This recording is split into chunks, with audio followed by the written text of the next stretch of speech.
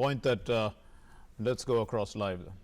His Excellency Dr. Ashraf Ghani, President of the Islamic Republic of Afghanistan, His Excellency Ibrahim Muhammad Soli, President of the Republic of Maldives, His Excellency Mr. Gotabaya Rajapaksa, President of the Democratic Socialist Republic of Sri Lanka, Her Excellency Sheikh Hasina, Prime Minister of the People's Republic of Bangladesh, Right Honorable K.P. Sharma Oli, Prime Minister of the Federal Democratic Republic of Nepal, His Excellency Dr. Lote Shering, Prime Minister of the Kingdom of Bhutan, and His Excellency Dr. Zafar Mirza, Minister of State for Health of the Islamic Republic of Pakistan.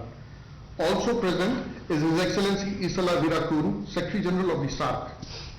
To begin the program, I have the honor to invite the Prime Minister of India, Shri Narendra Modi ji, for his introductory remarks and thereafter for conducting the proceedings. Excellencies, Namaskar. I would like to thank you all for joining this special interaction. I especially thank our friend Prime Minister Oli, who has joined us almost immediately after his recent surgery. I wish him a speedy recovery. I would also like to congratulate President Ashraf Ghani for his recent re-election. I welcome the new Secretary General of SAARC, who is also with us today. I also acknowledge the presence of the Director of the SAARC Disaster Management Center from Gandhinagar. Excellencies, as we all know, COVID-19 has recently been classified by the World Health Organization, WHO, as a pandemic. So far, our SAARC region has listed fewer than 150 cases, but we need to remain vigilant. Our SAARC region is home to nearly 1/5 of all humanity. It is densely populated. As developing countries, all of us have significant challenges in terms of access to healthcare facilities. Our people-to-people ties are ancient and our societies are deeply interconnected. Therefore, we must all prepare together, we must all act together, and we must all succeed together.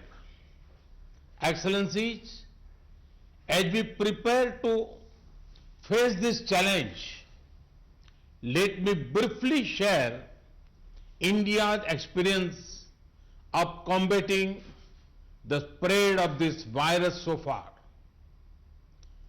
Prepare, but do not panic has been our guiding mantra.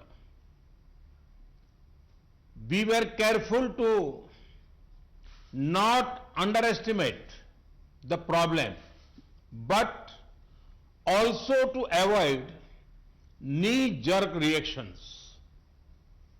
We have tried to take proactive steps, including a graded response mechanism. We started screening entry into India from mid-January itself, while also gradually increasing restrictions on travel. The step-by-step approach has helped avoid panic. We have increased our public awareness campaigns on TV, print and social media. We have made special efforts to reach out to vulnerable groups.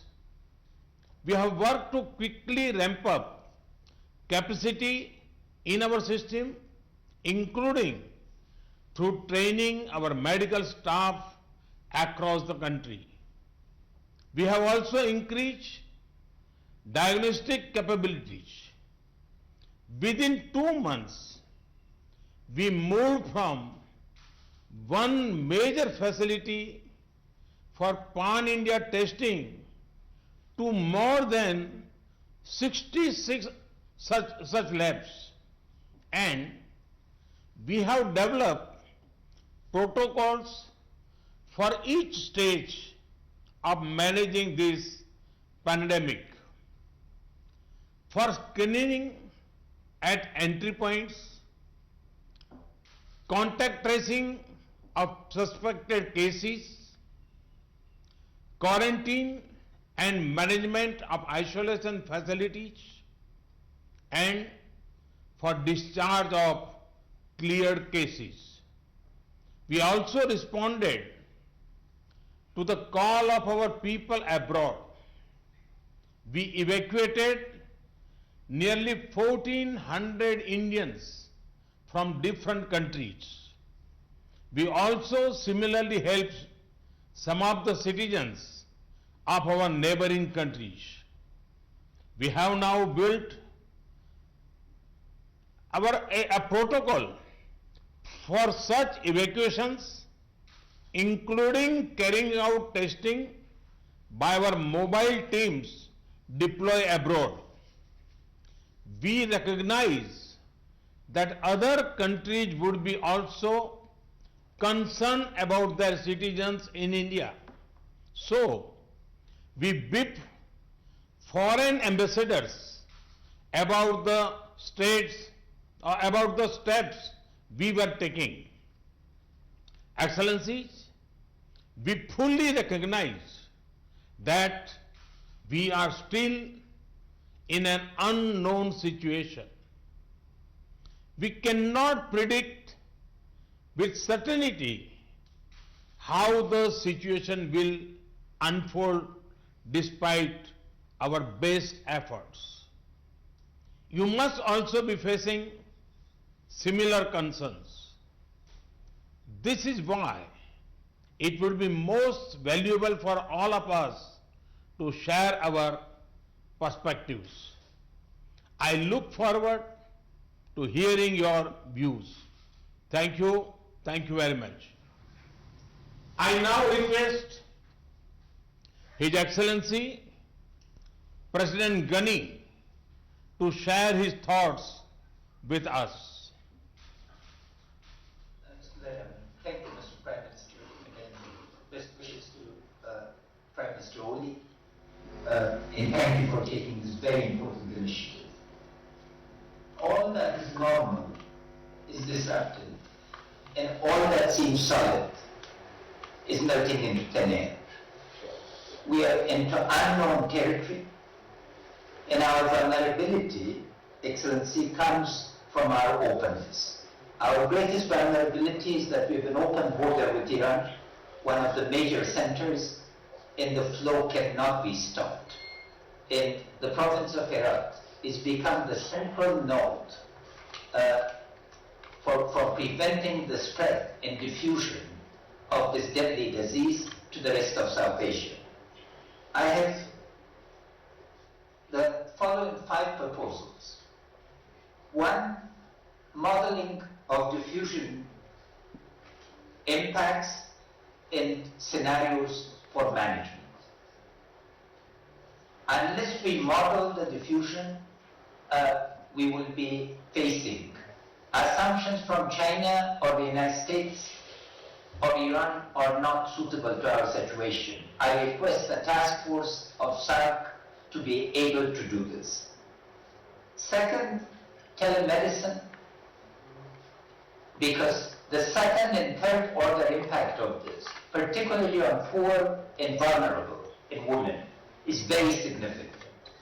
If we could create a common framework for telemedicine for diagnosis of related issues and as advances take place, how to be able to coordinate.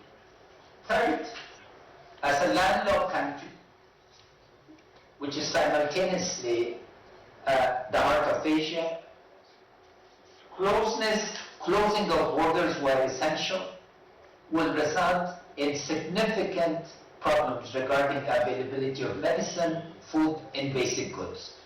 Can we coordinate to be able to create controlled flows that both allows transactions to take place while focusing on the essentials?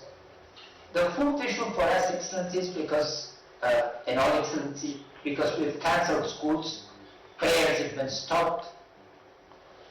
How do we keep women, youth, and children occupied? Since India in particular and South Asia are leaders in distance education and self-learning, can the SAARC satellite and India's satellite be made available so we can keep people, because social distancing that is necessary cannot just take place. In my fifth proposal, Prime Minister, distinguished Prime Minister, since India is both a very important member of SAARC and a member of the Shanghai Council, Cooperation Council, in Shanghai, both with China, that is our deepest sympathies, in Iran. Can we coordinate between SAARC and the Shanghai Cooperation Council through your initiative?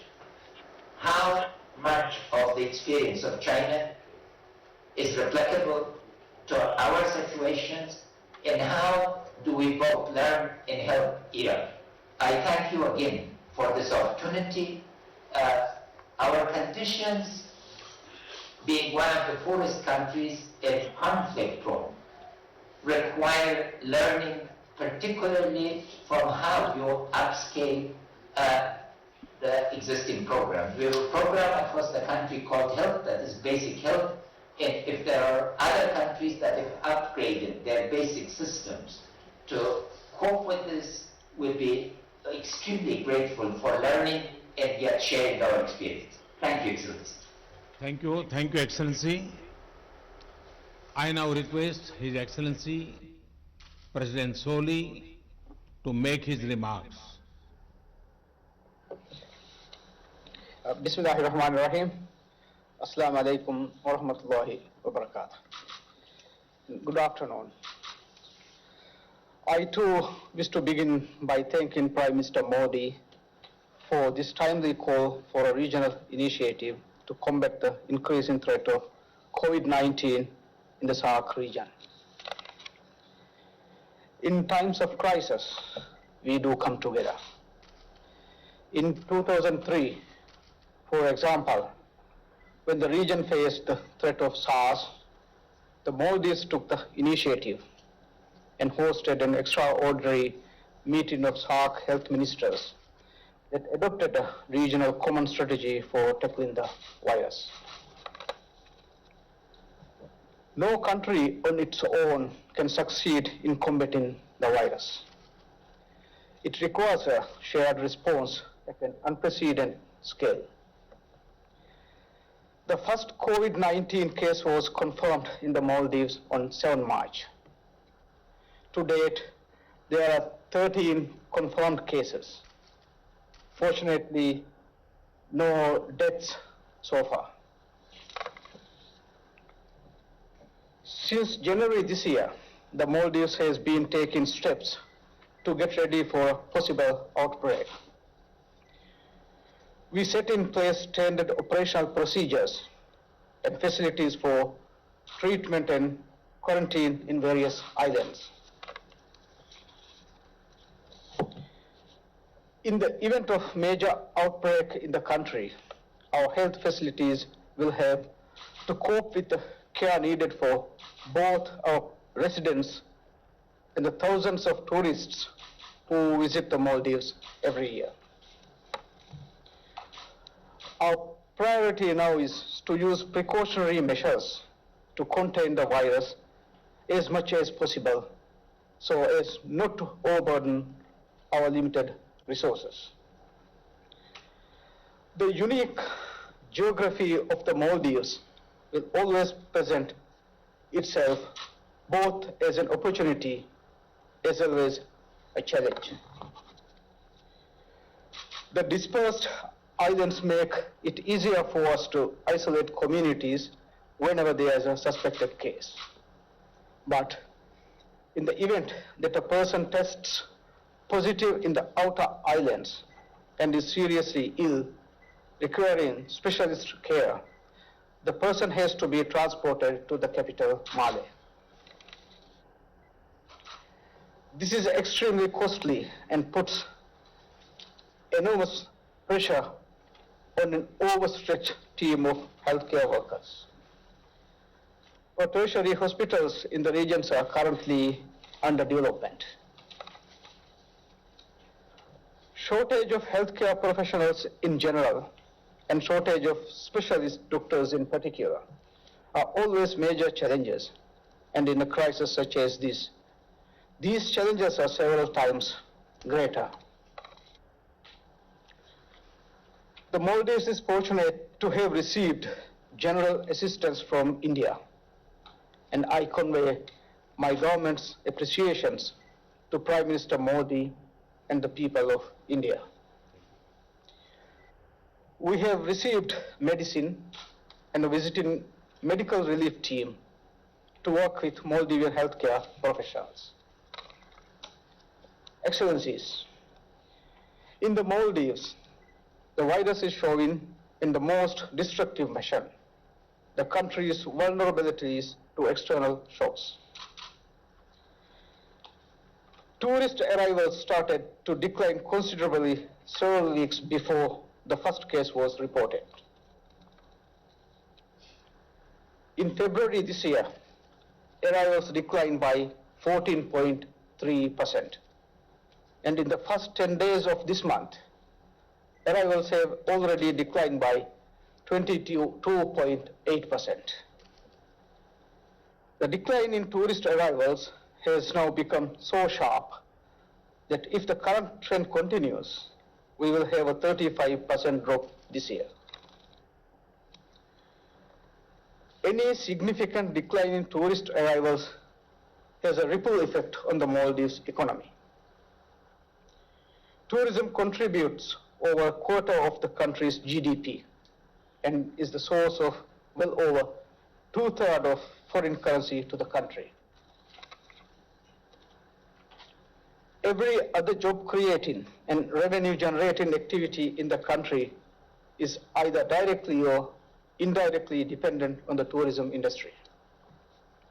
Our industry is also deeply linked to many businesses and supply chains within SAARC region who will feel the knock-on effects from the downturn in the Maldives. China and Italy are the most severely affected countries of the virus, and they are also the number 1 and number 3 source markets for Maldives tourists. Since the beginning of February, in the case of China, and March, in the case of Italy, arrivals from these two countries have been restricted. As a result of this decline, the Maldives is now facing a serious shortfall in foreign currency earning, estimated to be at $450 million. If the foreign currency shortfall continues, it will have a detrimental impact on the Maldives economy, which has an extremely high dependency on imports. The revenue and foreign currency shortfall are also seriously hampering the government's ability to respond to COVID-19 rapidly. The decline means serious shortage in total government revenue.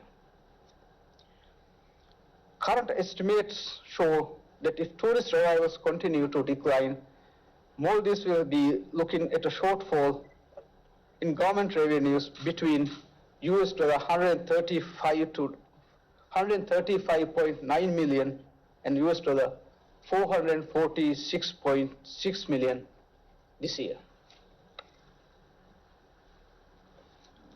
I am therefore in full agreement with Prime Minister Modi on the need to formulate a comprehensive regional strategy.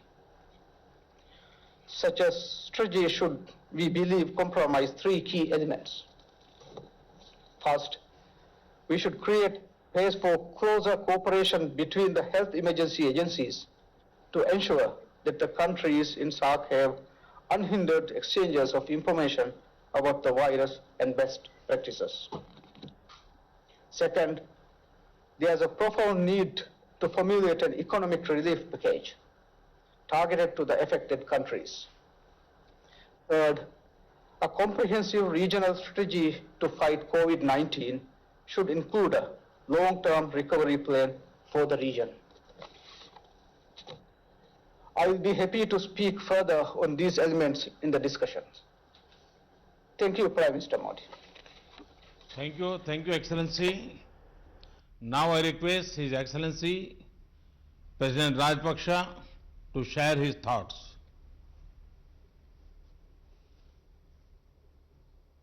Good evening, Excellencies.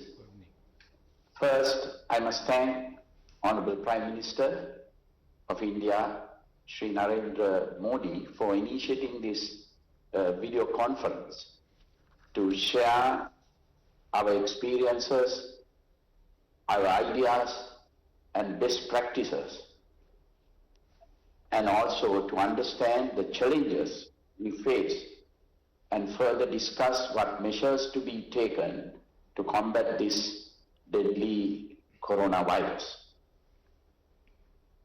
Our biggest challenge is to stop or minimize the virus entering into Sri Lanka and control the spreading of the virus within Sri Lanka.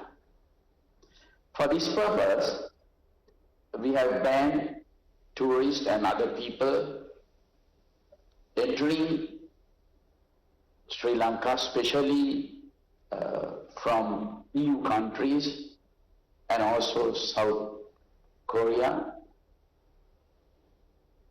Iran.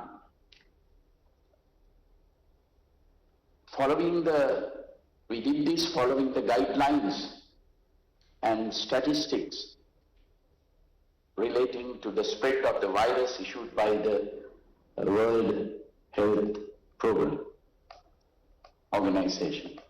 We have also taken steps because we have a large number of Sri Lankans working especially in Italy and South Korea.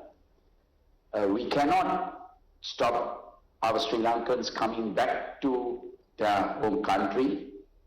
We have therefore taken all steps to subject those returning to Sri Lanka to a 14-day quarantine period in selected quarantine centers. As it is important to restrict social gatherings, we have advanced the usual April school holidays to commence from 11th March. Further, we have closed all universities and other educational institutes, also with the aim of minimizing social interaction. Our first case was reported in Sri Lanka, was a Chinese lady tourist who since has been cured and already left Sri Lanka. The first Sri Lankan to be infected was a tour guide who had contracted the virus from a few Italian tourists who have already left the country. At present, we have 11 cases being treated in the hospital. There have been no deaths reported so far. We have a specialized infectious diseases hospital, IDH, close to Colombo, with intensive care facilities. This hospital has successfully treated even the first case reported. In all other hospitals designated to treat any suspected cases or coronavirus cases, proper personal protective equipment is used. We have also requested those who show flu symptoms to seek urgent medical attention and also self-quarantine themselves.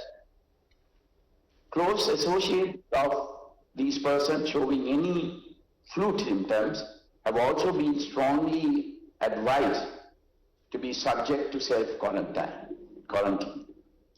The area police and the public health inspectors are closely monitoring the progress of the suspected patients.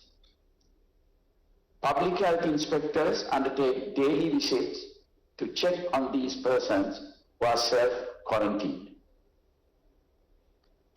We have also established a national task force comprising all major stakeholders with the power and authority to take crucial decisions have been set up and meet on daily basis with close and constant monitoring of all aspects relating to the spread of this deadly virus. A 24/7 office with hotlines has been established to coordinate all activities related to battling the spread of the virus, quarantine and testing and treatment of suspected and confirmed cases.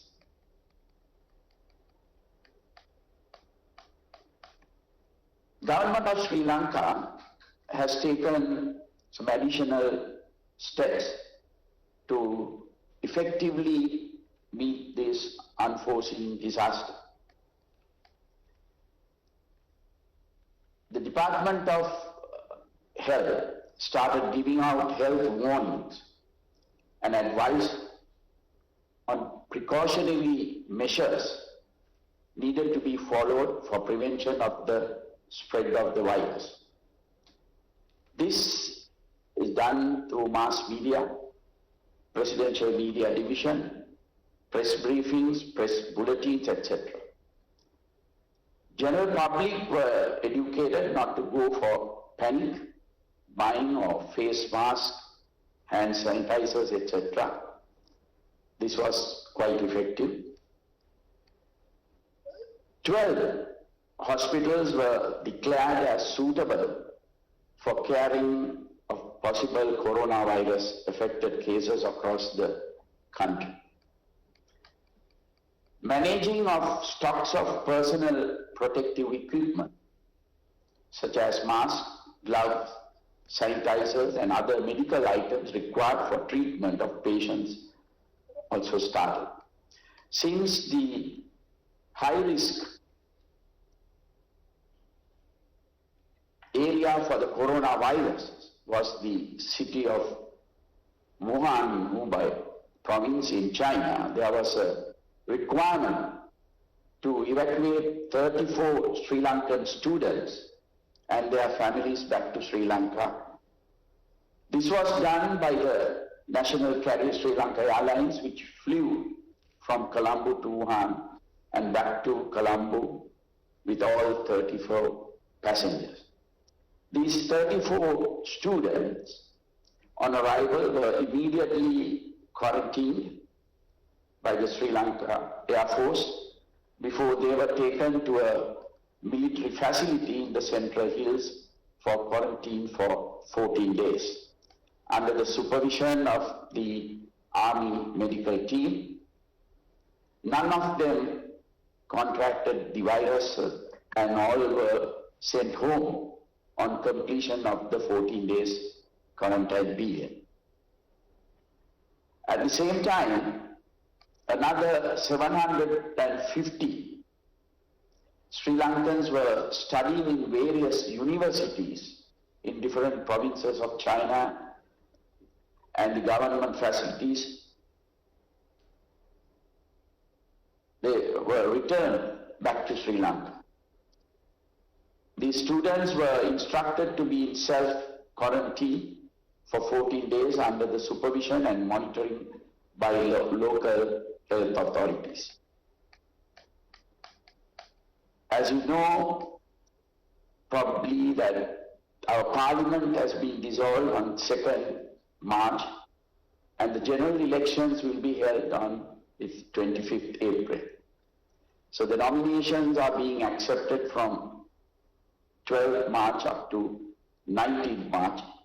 Therefore, we had to take precautions to discourage large meetings, large gatherings. But the elections will be held as planned. When the World Health Organization, WHO, declared COVID-19 pandemic and indicated that fundamental public health interventions can still limit the spread of the virus and drive down cases even where it was transmitting widely. Advisories were issued for travelers and precautionary measures were taken by limiting travel overseas of Sri Lankans unless it is essential to do so. Almost all major sporting events, international conferences, meetings, large gatherings have been postponed or cancelled. All schools, universities and other educational establishments, including preschools throughout the country, has been closed for particular periods ranging from 2 weeks to 6 weeks.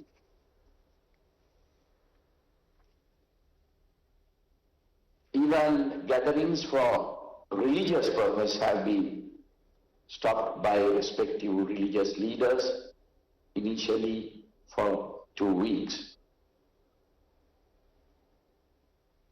Also, issuance of on-arrival visas has been suspended for all countries. Travel advisories sent to airlines not to uplift passengers from several countries, mostly from EU countries. Travel advisories also sent that any passenger coming from countries which we have defined will be quarantined for 14 days in Sri Lanka. Sanitizing of public transport also commenced from 2 days back. So because of these reasons, our economy has taken a severe blow due to the coronavirus, particularly in tourism. Most of our tourists are from Italy, Germany and other EU countries. And now there is a ban on the coming. Our tourist industry was just recovering after last year's April 21st terrorist attack. Our exports are also adversely affected.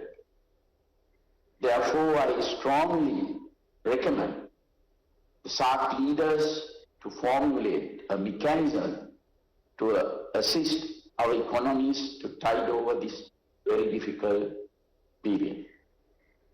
I also wish to recommend that a SAARC ministerial level group be established to discuss, share best practices and coordinate regional matters on combating coronavirus. Thank you, Excellencies. Thank you, Excellency. I now call upon Her Excellency Prime Minister Sheikh Hasina to share her thoughts. Thank you very much. Good afternoon to all the SAARC leaders. First of all, I thank Prime Minister Modi for taking this initiative. I also thanks for bringing and hosting 23 of our students from Wuhan along with Indian students during the quarantine period. We need to devise a strong SAARC-wide strategy to fight this public health threat and to protect our citizens. We successfully prevented entry of the virus through strong surveillance and rigorous checkup at all international airports, sea ports and land ports. As of now, we had only 3 COVID-19 imported cases. They have already recovered. There are 2 new imported cases from Europe. We have no local or community transmission of any COVID-19 case. We have set up a national committee to provide guidance to concerned people from all ministries at all levels. We have also undertaken massive awareness raising campaigns everywhere in Bangladesh through all available medias, including social media. My party workers at all levels are active in awareness raising. Local body representatives are vigilant to enforce home quarantine if necessary. We have kept 4 newly built hospitals, including the Kuwait Motri Hospital in Dhaka, dedicated to exclusively deal with COVID-19 patients. In addition, there is one more hospital in Rajshahi to exclusively handle COVID-19 patients. We have also earmarked separate beds in every hospital in all districts to treat COVID-19 patients. A few vacant buildings have been identified where makeshift hospitals can be established in case there is any such need. We also have trained health workers at Upazila levels. School children are also being trained to follow necessary personal hygiene. We have stockpiles of testing kits, infrared thermometers, isolation gowns and masks. Excellencies, I have some proposals that all SAARC countries need to cooperate and collaborate closely to fight this pandemic. We need to force collaboration through our collective capacity, expertise and resources. We are ready to share our capacity and expertise as well as the best practice with the SAARC countries, including providing logistic support if required. To continue this dialogue at technical level, our health ministers, health secretaries and relevant health experts can also have this kind of video conferences to discuss specific areas of cooperation. WHO Southeast Asia Regional Director may be invited to these video conferences. We believe it is extremely important to establish an institution to prevent and fight against any public health threats in South Asian region in future. In our SAARC Charter, it is already there about the health care. So we can work together for future, and in future any problem arise, we can work together and we can exchange or share our experience. And Bangladesh will be happy to host such institution if you all kindly agree. Excellency, I really thank you very much, especially Prime Minister Modi, to take the initiative, and also I appreciate that after a long time all the SAARC leaders get together. So it's a very crucial time for all of us. So we have to think about our people's goodwill. So I hope that this will show a new dimension or path to help our peoples of all our country and all the region. Thank you very much. Thank you, Excellency. I now request His Excellency Prime Minister Oli to make his remarks.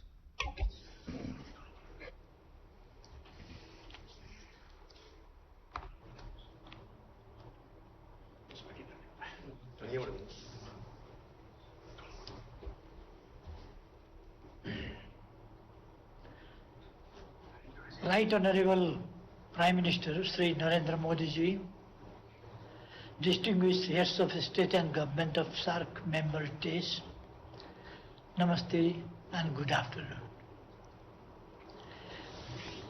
First of all, I would like to thank Prime Minister Sri Narendra Modi ji for taking this important and timely initiative, which I warmly welcome. Our collective wisdom and efforts will help us devise a sound and robust strategy for the SAARC region as we fight the COVID-19 pandemic. I wish to thank Prime Minister Modi ji and all the distinguished leaders of SAARC member states for kind words and best wishes on my speedy recovery. Even though we had detected one suspected imported case, but the COVID-19 test proved negative. Yet we are aware of the high risk of possible outbreak at any time. We remain alert from preventing it. We have taken several measures to enhance our preparedness. Our efforts at the moment are geared towards preventing this disease to enter into our country. Our national efforts, I am personally overseeing and guiding the government efforts. Multi-agency coordination committees have been set up at the center, provinces and local levels to mobilize government efforts in the synergetic manner. We have restricted international movements, visa on arrival facility for all foreigners and non-resident Nepalis with foreign passport has been suspended. Movement of this country, movement of third country nationals via land routes has been suspended. Swab test PRC health certificate is made mandatory to obtain visa from Nepali nations abroad for essential travels to Nepal. We have suspended issuance of work permit for Nepali nationals for overseas employment. International passengers are required to go through the screening process at the health desk at the international airport. There are provisions for self-quarantine for certain categories of travelers. We are strengthening quarantine facilities in all provinces, hospitals, and arranged isolation wards and intensive wards for treatment. We are enhancing capacity of hospitals.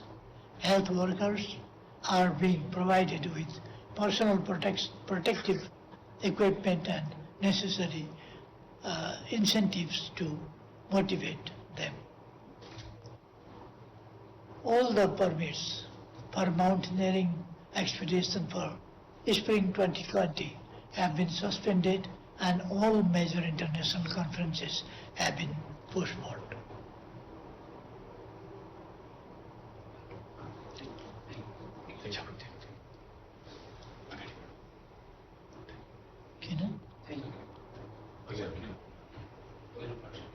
Okay. Thank you very much. To Thank all. Thank you, Excellency. Now I call upon His Excellency Prime Minister Dr. Lotte Schering, who is an experienced surgeon. Prime Minister Schering, we are all keen to hear you. Please.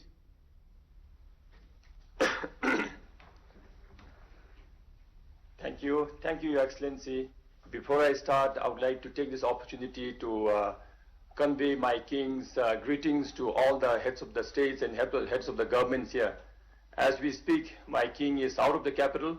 He is in the district places, ensuring healthcare services, ensuring COVID-19 surveillance system, and trying to motivate our healthcare services and service providers, as well as asking all the people of Bhutan to be on the same page when this pandemic strikes Bhutan. So with this, I also would like to take this opportunity to express my King's greetings and greetings of all of us to Prime Minister Oli for his speedy recovery. And similarly, we also would like to wish Prime Minister Hasina for her father's 100th birthday celebration in few days. So with this, I would like to thank Prime Minister Modi for your excellent leadership to bring all of us together, because togetherness is required at all times, but when the whole world is fighting one common disease that we cannot see with our naked eyes, I think it's very important that all of us come together and leave behind our differences. And number two, I think it is very important that we communicate very clearly on this. Communicate between all the leaders of the world, communicate between central government with local government, communicate with the health planners and the people of the nations. So I think this is very timely, and I would like to thank Prime Minister Modi ji for your excellent leadership on this. To tell my colleagues on the experience of Bhutan on the lone COVID-19 positive that we had, it was the 5th of this month, last 5th of March evening, we had one lone imported case, a Bhutan lover, a Bhutan visitor who wanted to visit Bhutan, came to Bhutan, and then on the 3rd day of his visit, he showed some very abnormal signs, symptoms, and then on suspicion, we found out that he was COVID-19 positive by evening. Yet we wanted to confirm it, and the confirmatory test came just before midnight, around 11:30 p.m. By then, our health officials had all gathered in the ministry. Even my king also came to the ministry, and we all started because we knew that we had the first confirmed positive case. So throughout the night, we worked very hard. Our surveillance system that was already in place was initiated, activated overnight, and starting midnight till 7 a.m. the coming morning, that is 6th of March, we managed to trace the whole path of the first positive case. We managed to identify all the 48 primary contacts. We managed to send all the contact tracers and surveillance team to their respective places and inform them of the importance of house quarantine that first morning. And then as the day unfolded, we managed to pull them out and bring them to the formally identified quarantine facilities. So over 7-8 hours, we managed to identify all 48 primary contacts from 3 different parts of the country wherever our tourists had visited. And we also managed to initiate the medical team that we had identified to treat in case if he had a positive case. And then he was isolated and treatment started. And it all happened because our health ministry under Minister Dichen's leadership, everything was planned beforehand. And then our king was also awake the whole night trying to coordinate the whole thing and bring all the primary contacts together. So we do not wish to have positive cases in any countries, but to have a positive case in this manner and to be able to identify all the primary contacts and isolate them, I thought was a huge success that we brought in. Then starting from there, we managed to treat him, take care of him very, very well. And his family wanted the patient back home. So he was successfully air evacuated day before yesterday, and he reached his hometown last night actually. So we wish him a speedy recovery. All the people of Bhutan send our sincere prayers for his speedy recovery. But the fact is, since as we all know, and as all the heads of the country shared here, this is an uphill task, because we really don't see our enemy. This a pandemic that is challenging all of us do not follow geographical boundaries. That's why, as I said, it's very important for all of us to be on the same page. And as we all know that it affects the elderly people, and it affects more people with comorbid conditions. So similarly, the aftermath of this disease will also affect the smaller and vulnerable economies more hardly than the better ones. So we are equally concerned that as we fight and as we try to contain this disease, we are also concerned about the economic outcomes of this disease. So therefore, I would like to support all the proposals that were made before me, and also to be very, very sure that we all will share our limited resources that we have, share the technologies that we have, and also to have frequent such meetings, so that with the changes in time and with the changes of the demand of this pandemic, we also come and regroup ourselves. And I also would like to propose that we must have a similar cooperation in economic get up on this issue, because all the smaller economies are disproportionately hit. So with this, I'm sure my other colleagues will have a lot of points to share, and I also would like to contribute as the discussion goes on. So as of now, I would like to thank all the heads of the states and heads of the countries and governments, as well as Prime Minister Modi, for your initiative. Thank you very much. Thank you, Excellency. Now I call upon His Excellency Dr. Jafar Mirza, who also has medical experience, to share his thoughts.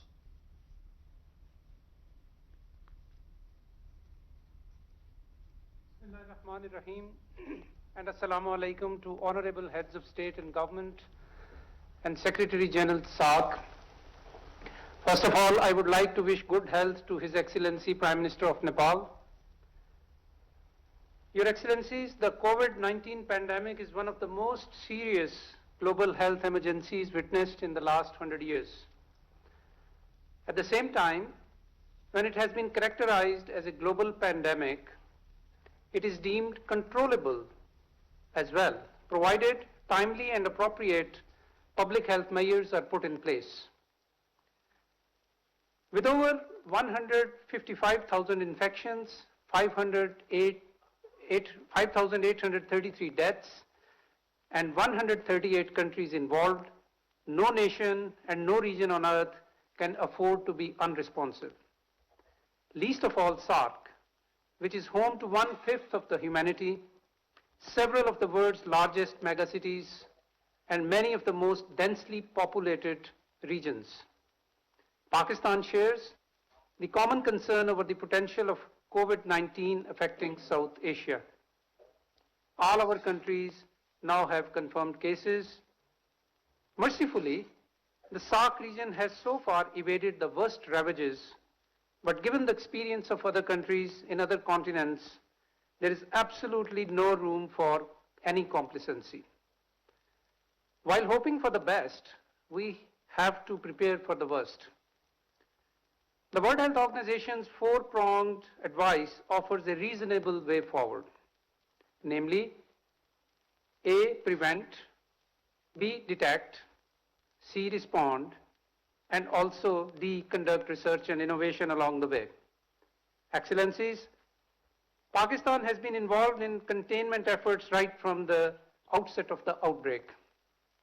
We have been alert to the dangers and have put in place appropriate public health measures and developed required protocols and guidelines for the safety of our people. We have been matching our measures to real-time risk assessments. While we have stressed the need for prevention and caution, we have strongly advised against panic. A calm, calculated, and deliberate response is the need of the hour. Pakistan was among the first few countries to undertake a joint external evaluation for the state of preparedness to cope with health emergencies in the context of International Health Regulations 2005. In close collaboration with World Health Organization, we have been taking steps to appropriately restrict movement to and from the affected countries, regulate for flights, institute health screening measures at entry points by member states, and establish quarantine/isolation facilities. Diagnosed cases are being isolated and contacts are being traced proactively. Prime Minister Imran Khan is personally overseeing these efforts. Resultantly, Pakistan has managed so far to keep the cases to a relative minimum, an achievement that WHO has recently recognized as a good practice and has commended it. National Security Committee recently convened for the first time on a national health issue, chaired by the Prime Minister Imran Khan, and has decided to take major steps to contain the spread of COVID-19. The 4 pillars of our response strategy include: 1, governance and financing; 2, prevention; 3, mitigation; and D, 4, communication. We have decided inter alia: 1, to close all our educational institutions for 3 weeks, close the entire western border for 2 weeks, restrict international flights to 3 airports only, and to ban all large public gatherings, and reinforce screening and administrative measures at the seaports and at the ground crossings. The situation is being monitored closely, and appropriate measures are being taken through a systematic consultative review process. The National Disaster Management Authority has been mandated to lead the interagency effort, and command and control centers have been established at the federal and provincial levels. Effective coordination and surveillance at all levels is critically important. Excellencies, the COVID-19 pandemic forces us to think not in terms of nations and states, but as a collective. If our health systems, disease surveillance systems, and preventive measures are unable to cope, the human and economic cost alone can be staggering. The cumulative impact will dampen region-wide growth prospects and negatively affect the national development agendas. At their current stages of development, the SAARC members can ill afford such a setback. The unprecedented challenge therefore warrants an unprecedented response. We must recognize that the national and local responses still remain the key, and they are the most critical. It is equally important to pursue, however, evidence and science-based responses. Stigmatization and stereotyping is counterproductive. The SAARC Secretariat is best placed to coordinate regional endeavors. With this in view, Pakistan proposes, like other excellencies, that the SAARC Secretariat be mandated to: 1, establish a working group of respective national authorities for health information and data exchange, as well as coordination for responses in real time. And 2, like His Excellency President of Maldives and Her Excellency Prime Minister of Bangladesh, Pakistan would like to reiterate its earlier proposal of hosting SAARC Health Ministers Conference at an appropriate time. 3, reach out on behalf of SAARC countries to specialized development partners, including World Health Organization, for mobilization for technical advice and resources. 4, follow WHO guidelines and implement exit health screening for travelers in the region to avoid cross-border spread. 5. A regional mechanism is proposed to share disease surveillance data in real time about prevalence and incidence of communicable diseases and public health events of regional significance. And lastly, learn from and disseminate the experience of SAARC observer states, particularly China, which has effectively addressed the COVID-19 challenge despite being from where it originated. Excellencies, the challenge at hand demands sagacity, vision, and synergy of action. The strength and resilience of the people of South Asia is well known. We have no doubt that we will overcome these challenges. Thank you, Your Excellencies. Thank you. Thank you, Excellency. Thank you all for sharing your thoughts on the situation and the steps you have taken. We all agree that we are facing a serious challenge. We do not know and as yet know what shape the pandemic will take in the coming days. It is clear that we have to work together. We can respond best by coming together, not growing apart. Collaboration, not confusion. Preparation, not panic.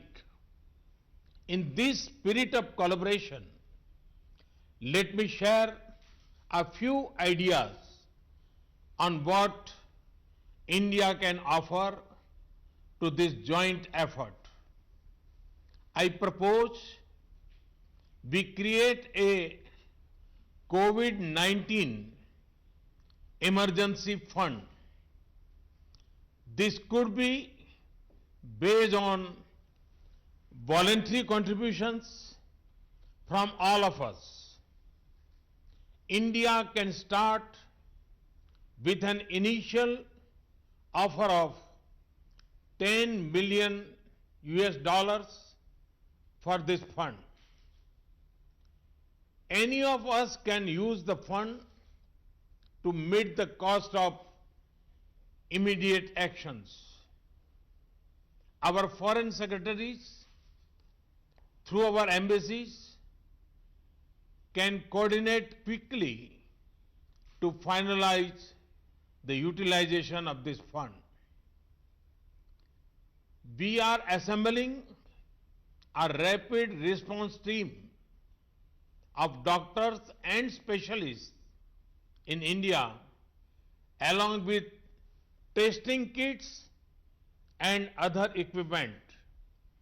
They will be on standby to be placed at your disposal if required. We can also quickly arrange online training capsules for your emergency response teams.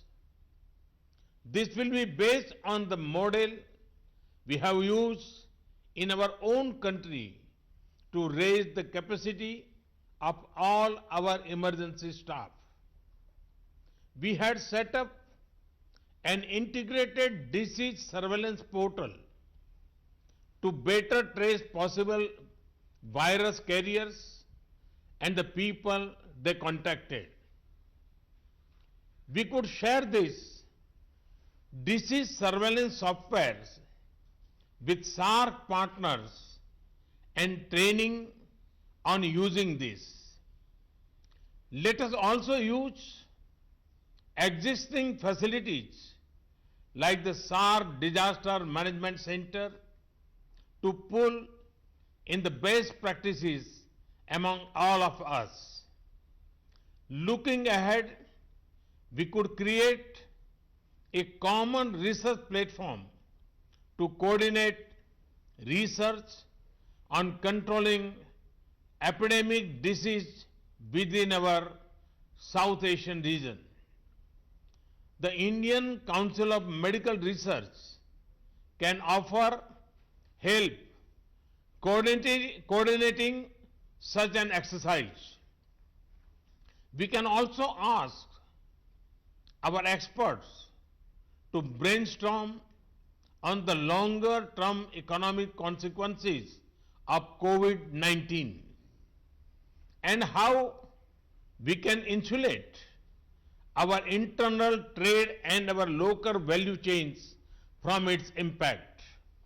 Finally, this is not the first nor the last such pandemic that will affect us.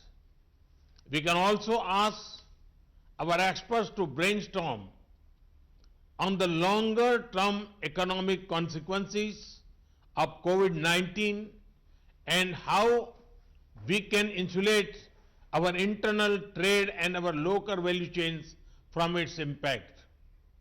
This can help to prevent such infections from spreading across our region and allows us to keep our internal movements free. I call upon His Excellency President Ghani to share his thoughts. Well, thank you, Mr. Prime Minister. Thank you, all heads of state and government, and Dr. Mirza.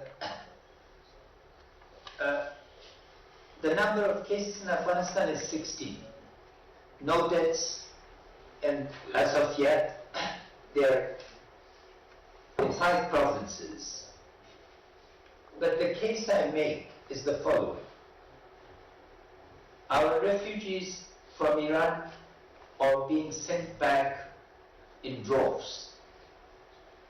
I would like to make the case that dealing with this flow in the Herat province, 3 provinces, particularly Herat, Nimroz and Farah, is a regional challenge because thousands of people are coming from an infected area in the period in which the incubation takes place and the detection takes place.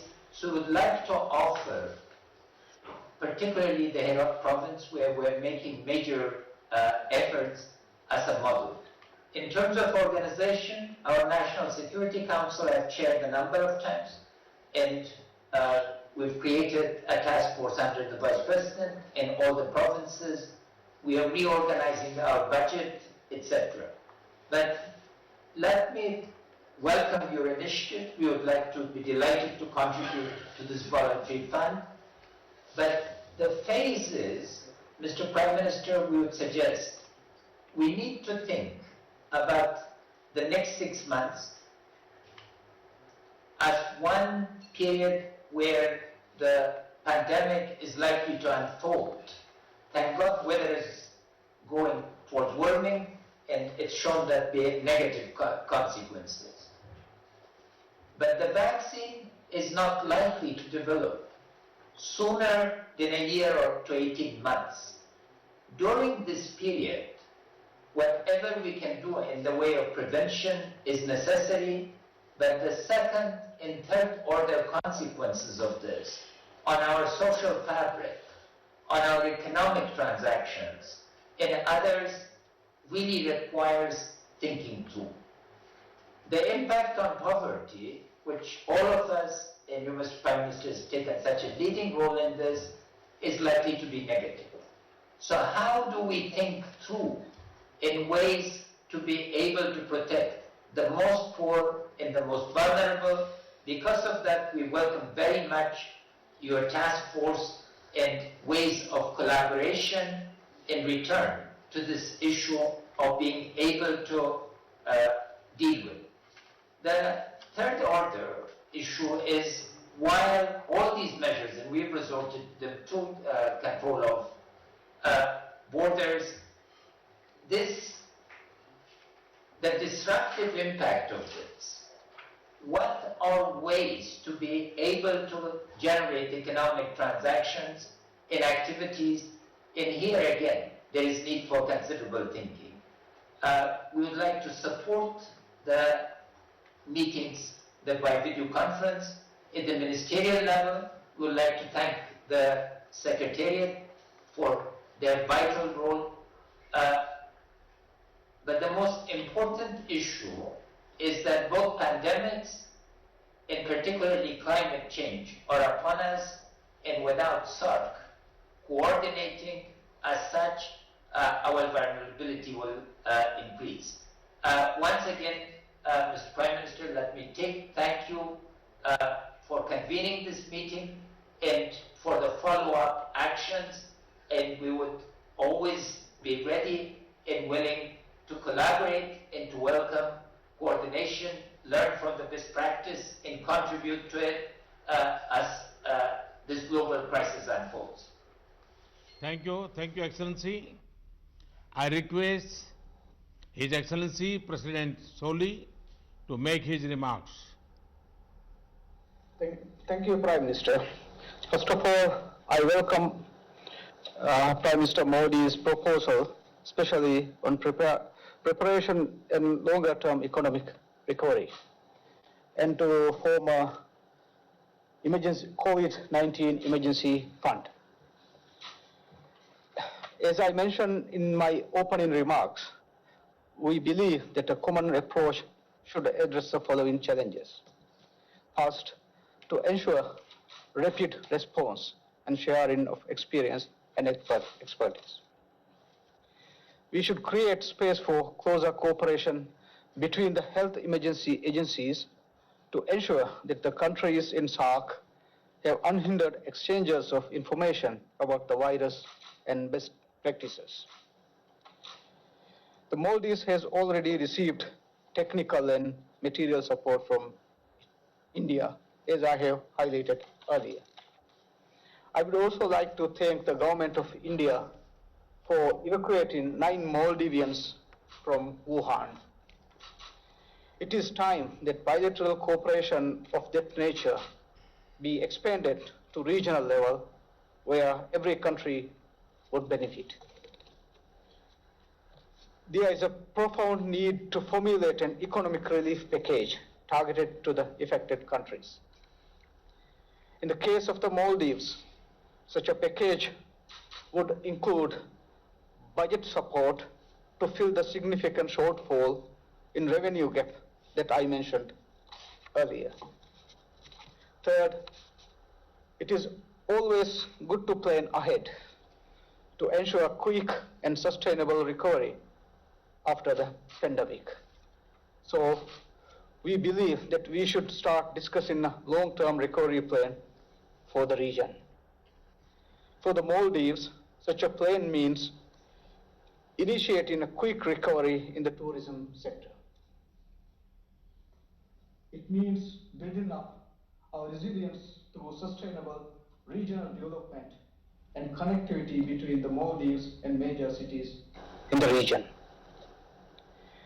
It also means scaling up private investment in tourist resorts and infrastructure that proposes growth in tourist arrivals, which in the Maldives means economic growth. Thank you, Prime Minister, once again for convening this meeting. Thank you, Excellency. I now request His Excellency President Rajpaksha to share his thoughts.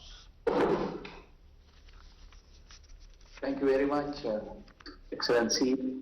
And again, I want to thank Honorable Prime Minister of India for convening this important video conference today. And we learned a lot of lessons from all the participants, and I thank all the heads of state for sharing their experiences and also good practices. And also I want to thank you, Excellency, for the series of assistance that you have proposed, especially the raising fund, COVID fund, and also we all know there's a shortage of testing kits, and other equipment, not only within this region, all over the world. So thank you for offering these assistance to all the regional countries. And also, it is very important for us to work together, not only combating COVID-19 virus, but also be prepared for similar situations in future. We have to understand that it's very important that the social awareness is very important in these type of situations. But sometimes the people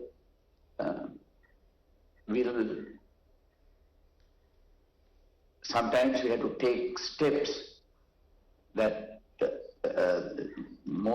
sometimes the people can misunderstand these steps. Therefore, I think it is very important to all the time educate the citizen of the steps that we have to take for to prevent this type of situation.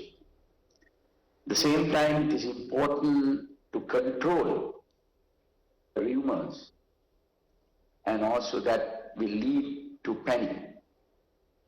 It is important to control our borders.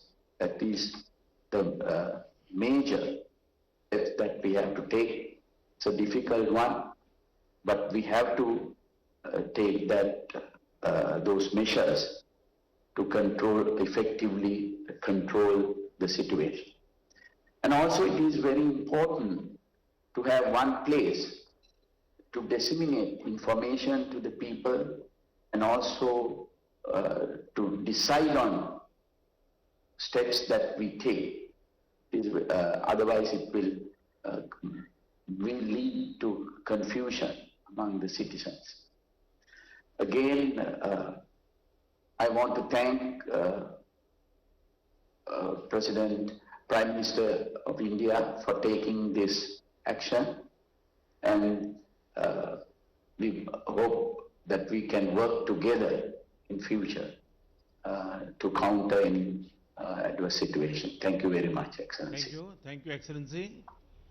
I call upon Her Excellency Prime Minister Sheikh Hasina to share her thoughts. Thank you very much, Prime Minister. And well, thanks again for convening this meeting. This initiative should not end here. It should continue through our officials, also our health experts. They can work together and they can continue the discussion how we can combat at present situation or the challenge of COVID-19 and other diseases. Let us not forget how we all are interconnected in today's world. Now, whole world is suffering, and the people. I think this is for the first time it happened.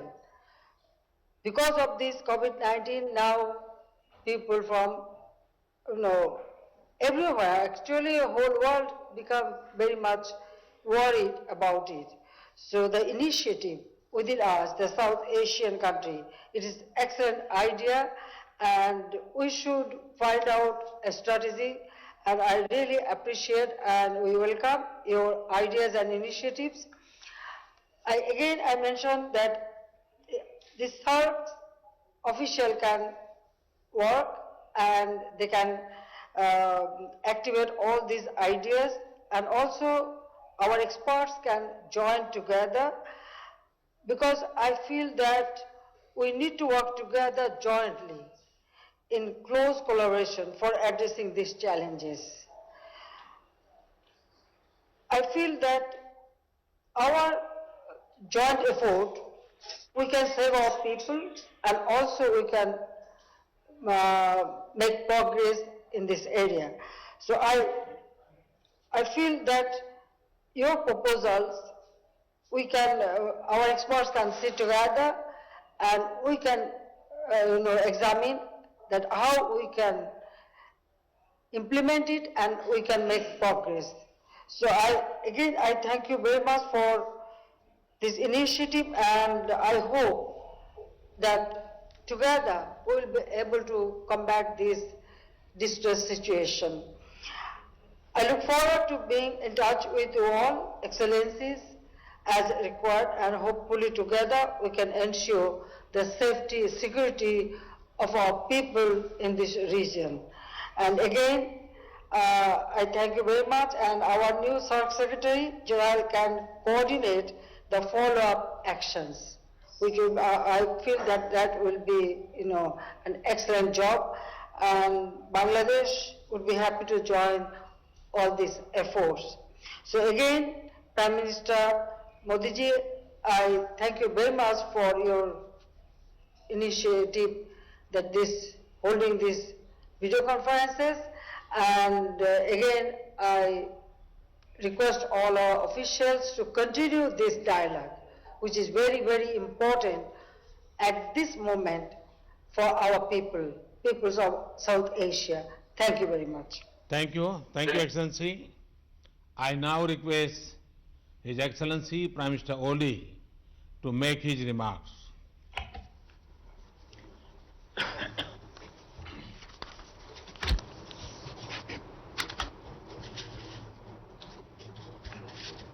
Thank you, Excellency Narendra Modi ji, the Prime Minister of India. Our region is at high risk of COVID-19. The epidemic knows no boundary, no nationality, and no region. Therefore, we need to devise ways to combat this pandemic collectively. It is a common challenge and it demands common efforts. First thing is awareness creation. Community-based organizations and medical and non-medical volunteers could be mobilized in raising awareness and supporting government agencies.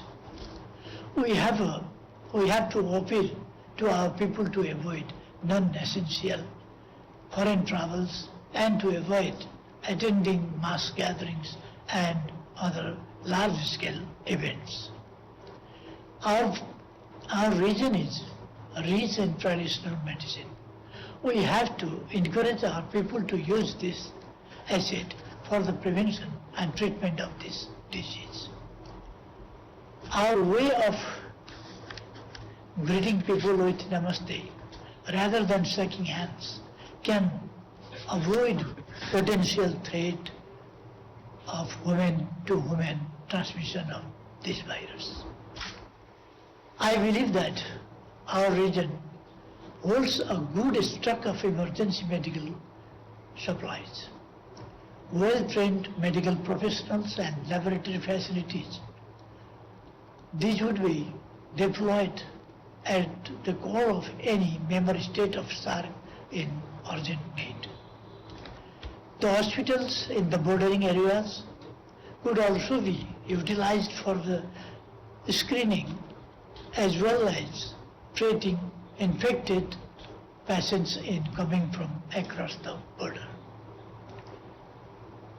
We may encourage hospitals, medical centers, research institutions and health workers in the region to build a good network for sharing experiences, research findings and best practices in critical areas associated with the prevention and treatment of this deadly disease.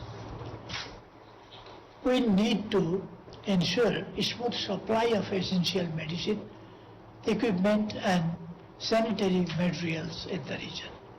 We may think of developing a SAARC-level mechanism to deal with critical health issues such as this. Establishment of a SAARC emergency medical center supported by a strong funding mechanism would be desirable. In this regard, I welcome Your Excellency Modi ji's proposal and India's contribution. Nepal will also join soon in this fund. The economic cost of this pandemic is yet to be assessed. I am sure it is going to cost all of us dearly if it is prolonged. Regional discussion on reviving our economies and supporting each other through providing easy access, establishing value chains and promoting intra-regional trade, investment, tourism and connectivity would be critically important. Thank you, Prime Minister Shri Narendra Modi ji. Thank you, Excellency. Now I call upon His Excellency Prime Minister Dr. Lote Shering to share his thoughts.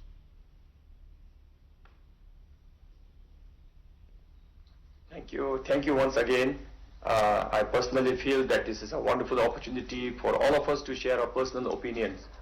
And I also would like to take this opportunity actually to thank all the healthcare providers who are in the forefront fighting this war with unseen enemy.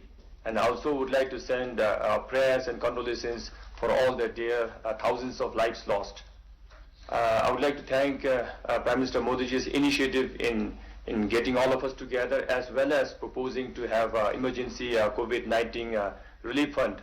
That would again be a wonderful initiative, and Bhutan would be a very active participant to this initiative. Thank you very much. I think as we fight this unknown disease in the acute phase, we must also be able to go through this and see the long-term consequences of this, be it on health or on non-health initiatives. Maybe as we fight this disease, maybe we will be able to overcome the acute problem.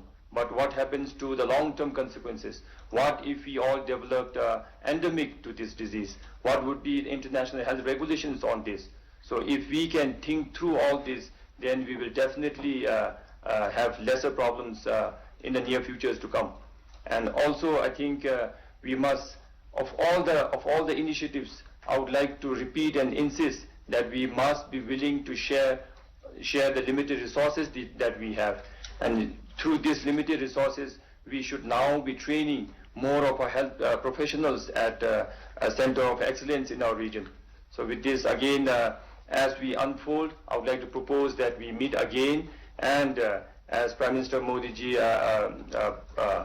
proposed, that we also have a relief fund, and like my other friends shared, I think we should have a common consensus today that let our health ministers have a forum on this, and then through the SAARC Secretariat, they must come up with the SOP on this proposal. So with this, I thank all the leaders here, and I thank Prime Minister Modi ji for taking all this trouble to convene and give us the opportunity to share our feelings. Thank you very much. Thank you, Excellency.